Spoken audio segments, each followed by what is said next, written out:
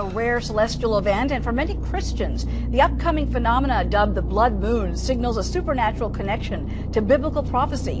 Now, over the next year, beginning on Tuesday, there will be 4 successive blood moons. I want to point out that these celestial happenings have taken place only a handful of times over the past 2,000 years, but the last 3 events coincided with historic events that began in 1493 and ended in 1967 with the advent of the Six-Day Arab-Israeli War. The accompanied 4 blood red moons has only occurred 3 times in the past 500 years. And each time it happened, it reportedly coincided with a global significant religious event. Each one will occur during an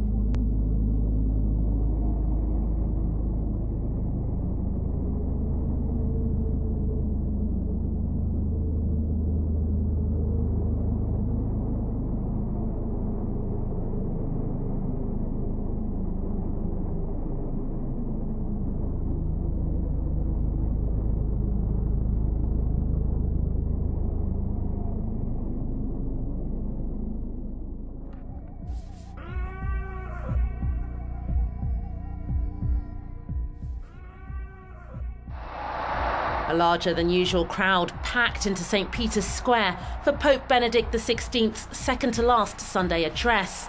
Up to 50,000 people turned out to hear the pontiff, who will stand down on February the 28th. Benedict XVI is the first pontiff to give up the job in 600 years. No reason has come into us as yet as to why this resignation is happening.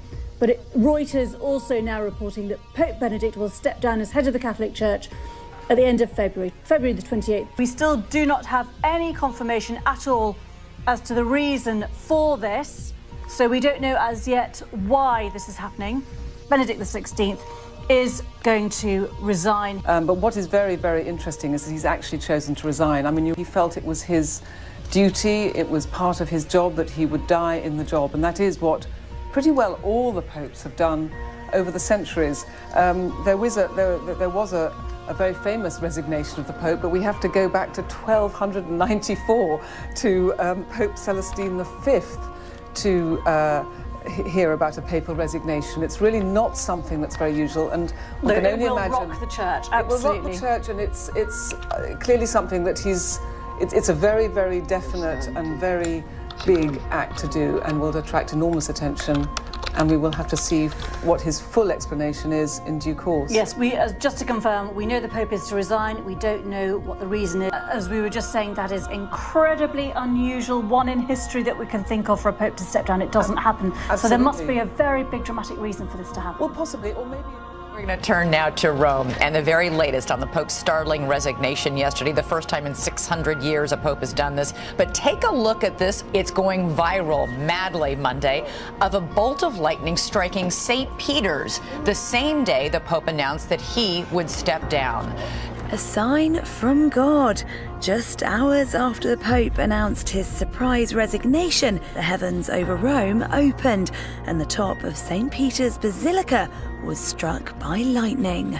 Some extraordinary pictures which came to us from the Vatican on what was, of course, an extraordinary day. Within hours of Pope Benedict announcing that he was to resign, take a look at this. Lightning struck St. Peter's Basilica.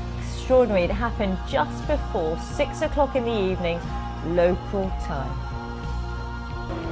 And good morning from Rome, where today Benedict XVI is saying his final goodbyes as Pope. It's a moment weighted with emotion and history. The first Pope to resign in almost 600 years, and at 8 p.m. Rome time, his resignation will take effect. The Swiss guards who protect the Pope will stand down, and Benedict will begin life as Pope Emeritus, in his words, hidden to the world. But right now, he is saying his final goodbyes to the cardinals. So we want to take you to the Clementine Hall of the Apostolic Palace, where the Pope just walked in. We see him right there greeting the princes of the church, the men who will choose his successor. Right now, we're hearing the Dean of the College of Cardinals, Angelo Sodano, welcome the Pope to this gathering. On April 19th, 2005, you became part of a long chain of successors of Peter the Apostle, and today, February 28, 2013, you are about to leave us, waiting for the helm of the boat of Peter to be handed over to someone else. This way, the apostolic succession will continue, the succession that the Lord promised to His Holy Church, until we will hear the voice of the angel of the Apocalypse proclaiming, "There is no more time, God's mystery has been executed." At that point, the history of the Church will end, together with the history of the world, with the advent of new heavens and a new world.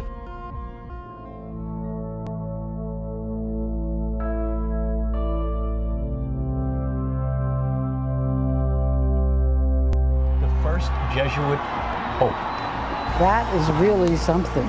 Someone from Latin America who is a Jesuit. He's taken the name of St. Francis for the first time, which is clearly a signal that he wants to show a different face of the Church.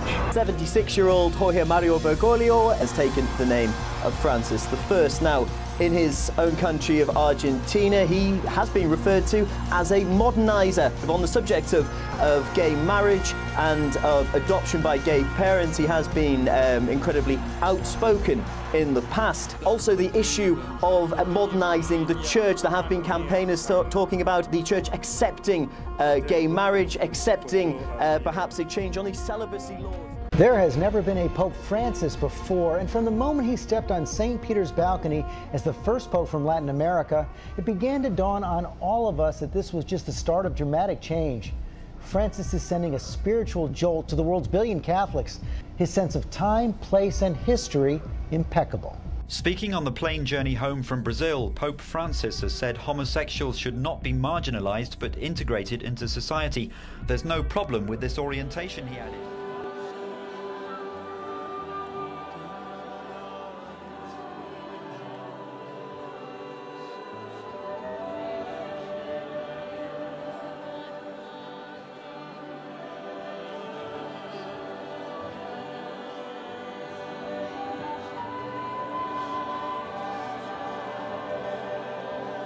Alziamo la nostra voce e lodiamo il Signore nelle nostre lingue, in italiano, in spagnolo, in portoghese. Una lode a Dio per la Chiesa, una lode al Padre in Gesù, nello Spirito, una lode per il Santo Padre.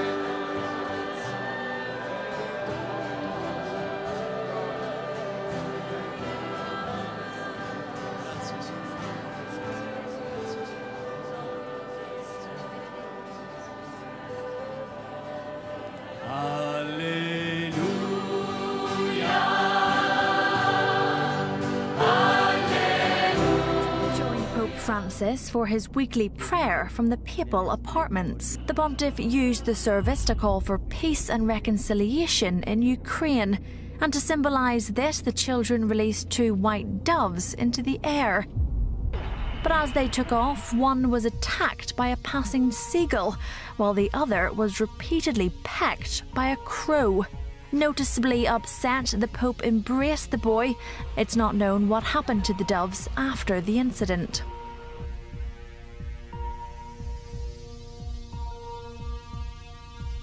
Francis this morning at the Vatican, getting ready to mark the first anniversary of his papacy.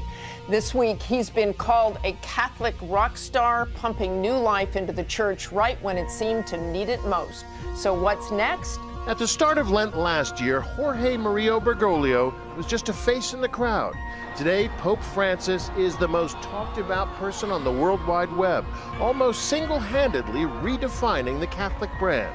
I think he's done a lot to shake up things. Seems to be very popular, and I like him.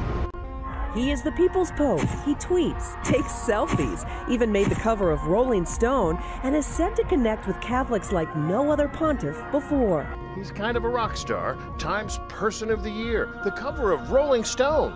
Now there's even a Francis fanzine. he's become a celebrity. If there's one thing we have learned about this Pope, Bianna, it's to expect the unexpected. Pope Francis leads more than 1 billion Roman Catholics worldwide and meets with world leaders, including his face-to-face with President Obama this past week. But that hasn't kept this powerful man from showing a more personal side. From poverty-stricken neighborhoods to hallowed cathedrals, his latest example, the humble act of confessing his sins. Francis surprising his congregation by kneeling and going to confession in public. The People's Pope breaking tradition once again. The Pope stunned worshippers by kneeling before a so-called ordinary priest and confessed his own sins. It's not the first time the Pope has broken with tradition since becoming the leader of the Roman Catholic Church just over a year ago. He has shunned many of the opulent rituals in exchange for connecting with the average Catholic and remaining an advocate for the poor. What we're after was a good pastor with a track record of solid administration, but fatherly, warm, tender care for the sheep, for his people. And boy, we got that on steroids with Pope Francis. He's the world's parish priest. Drawing in the young with a sense of humor and laid-back style. On his travels, Pope Francis is a rock star, speaking out in new ways. With great pomp, fanfare, and ceremony, Pope Francis, the head of the Jesuit order, announced through his cantor the imminent emergence, the near advent of the coming to light of the Antichrist. Lama Seus, Lucifer matutinus indeniat, ille inquam Lucifer qui nescito casum, Christus filius tuus, qui regressus ab inferis, humano generis serenus illuxit, et tecum vivit et regnat in saecula saeculorum.